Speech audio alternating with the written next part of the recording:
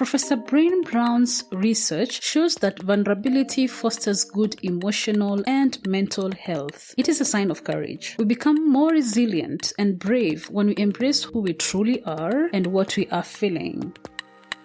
The Vulnerable Scientist podcast is a space for scientists to tell their honest and authentic stories. I am your host, Sarah Nyakeri, who happens to be a scientist, informal science communicator, and I help scientists create personal websites. If you want to support this show, go to www.patreon.com/thevulnerable-scientist. You can also follow this podcast on all social media platforms at TV Scientist Pod.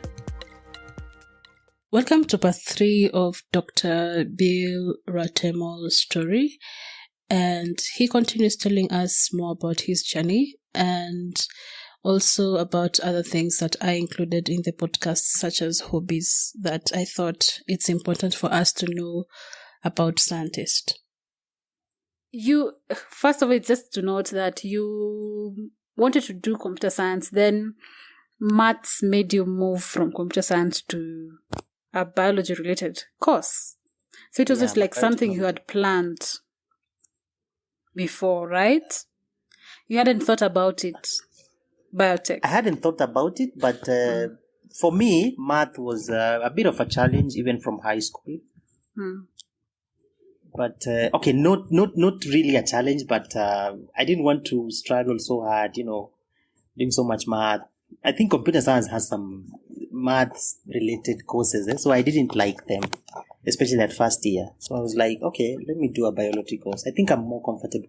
Anyway, I've always loved biology, even from high school. I scored quite well. I remember. I think I had a B plus or A minus in biology. Yeah. I've always loved it. I've always loved biology more than chemistry and physics and maths.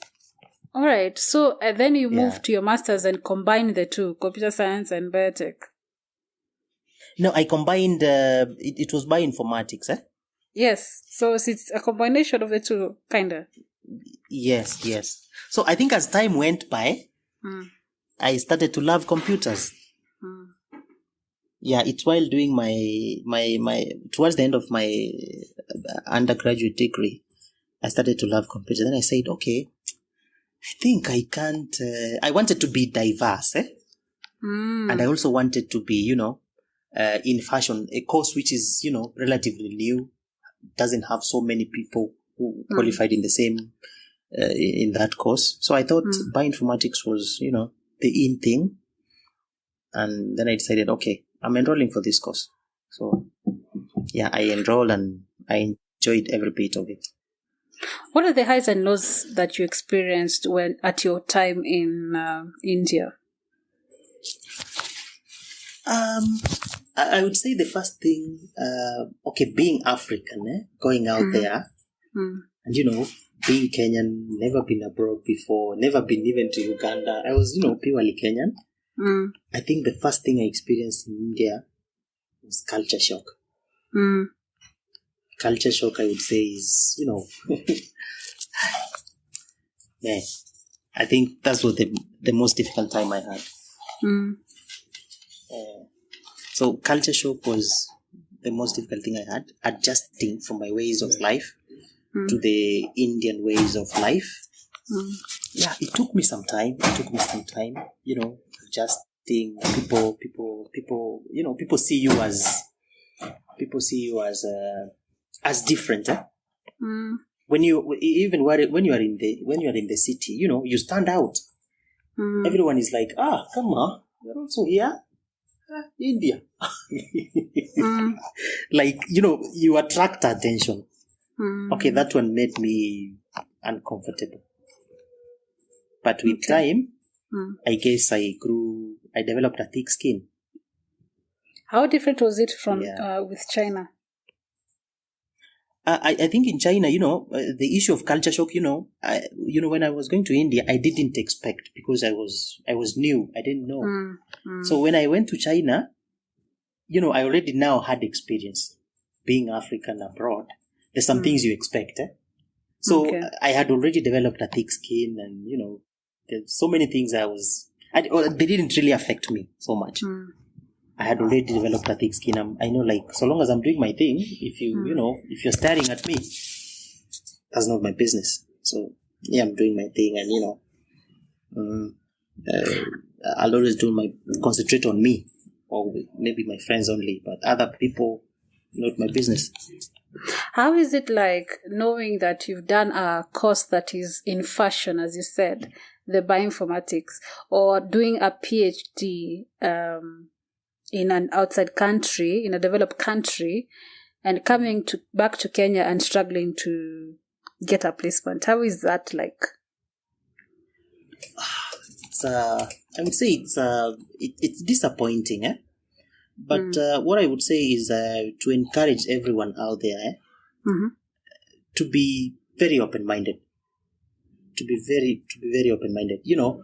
What motivates me is the belief that every journey starts with a single step. So you can go out there, you can even become a professor, you can become the most qualified person out there. But once you come here in Kenya, nobody knows you. Yeah. You have to make yourself known. And making yourself known means it takes you being humble, going to talk to people. Because, people get shocked that there are people with master's degrees out there, PhDs who are not employed. They're like, why don't you have a job? People get shocked. So many people get shocked. They're like, I have a diploma. I got employed long ago. How come you're struggling? But then again, you tell them, okay, this is my situation now, but I'm looking for a job, like this, and I think I'm competent. These are my skills. Can I get a place to showcase my skills? Yeah, some people will listen. Some people don't get to welcome you, but you develop a thick skin, as I said. Like, nobody knows you. You know your story. You need to tell your story. You need to tell your story, and you need to tell your story more often. People need to know you are somewhere. You need to talk to people. Yeah, I think that's what I would encourage people to do. Thanks for sharing that. It's good for someone who's kind of in the same situation or might experience the same situation, just to know that it's important to know that you can just come and sometimes it's not like that, like you'll come and opportunities are coming for you. Sometimes it's tough and it's good to do. Yeah, true. To be aware of that. What are the hobbies that you do, or what are those things that you do that have nothing to do with work?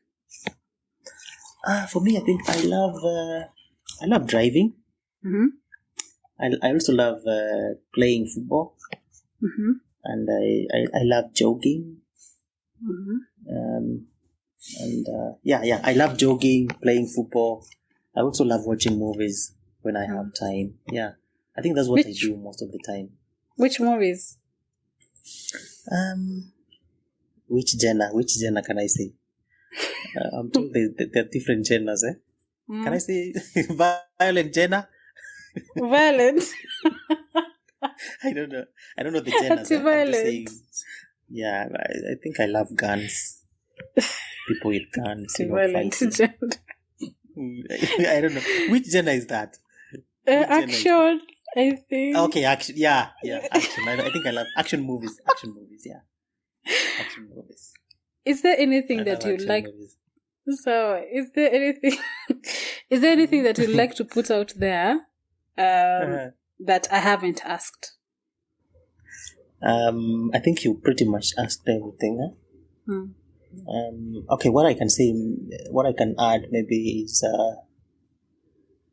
what can I add? I would strongly encourage everyone out there to be resilient. Be resilient at all times.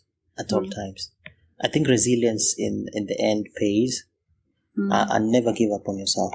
That's what I can say. Yeah, to everyone out there. Be resilient, and who knows? You'll be the most successful person we have in this country. It doesn't matter your background. You can really be anything, so long as you are resilient. I think that's what I can add. How do you feel after having this conversation? I I think I feel good. Uh, Honestly, nobody has ever asked me to be on a podcast the way you did. I've never really told my story. So this is the first time I'm telling my story to anyone. Nobody has ever asked me to tell my story.